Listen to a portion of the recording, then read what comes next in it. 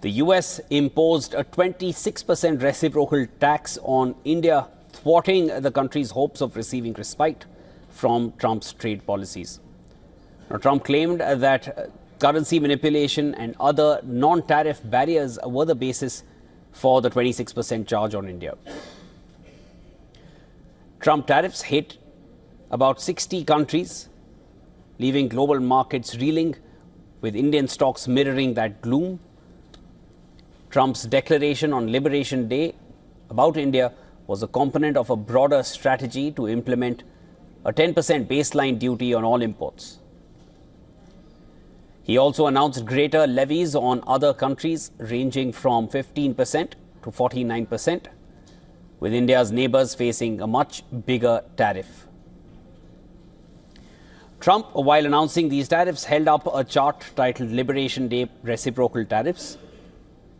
And countries like Cambodia, Laos, Madagascar, Vietnam, Myanmar, Sri Lanka, they've taken the biggest hits with over 40% US tariffs. They are then followed by the likes of Thailand, China, Taiwan, Indonesia, and Switzerland with 30% or above.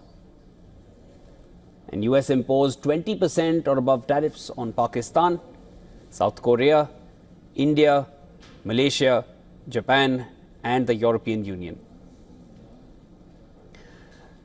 Trump said that the Indian Prime Minister was a good friend of his, but he bemoaned India's high tariffs on American goods as unfair.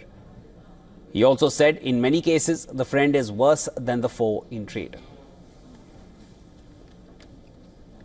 If you look at that, China, first row, China, 67%. That's tariffs charged to the USA, including currency manipulation and trade barriers. So 67%, I think you can, for the most part, see it. Those with good eyes, with bad eyes. We didn't want to bring, it's very windy out here. We didn't want to bring out the big charts because it had no chance of standing. Fortunately, we came armed with a little smaller chart. So it's 67%, so we're going to be charging a discounted reciprocal tariff of 34%. I think, in other words, they charge us, we charge them less. So how can anybody be upset? They will be, because we never charged anybody anything, but now we're going to charge. Japan, 46%. They would charge us 46%, and much higher for certain items like cars, little items like cars. 46%, we're charging them 24%. India, very, very tough, very, very tough. The Prime Minister just left, and he's a great friend of mine, but I said, you're a friend of mine, but you're not treating us right. They charge us 52%. You have to understand, we charge them almost nothing for years and years and decades. The White House, in a statement, announced that if India removes uniquely burdensome non-tariff barriers, it will boost American exports by at least $5.3 billion annually. The statement added that the tariffs would stay in place until Trump made that determination with the threat posed by the trade deficit and underlying non-reciprocal treatment is satisfied, resolved, or mitigated. US has a trade deficit of $46 billion with India. The reciprocal tariffs will add pressure on Indian Prime Minister Modi to find a method to relieve the tariff burden. According to Reuters, New Delhi is willing to lower duties on $23 billion worth of US imports.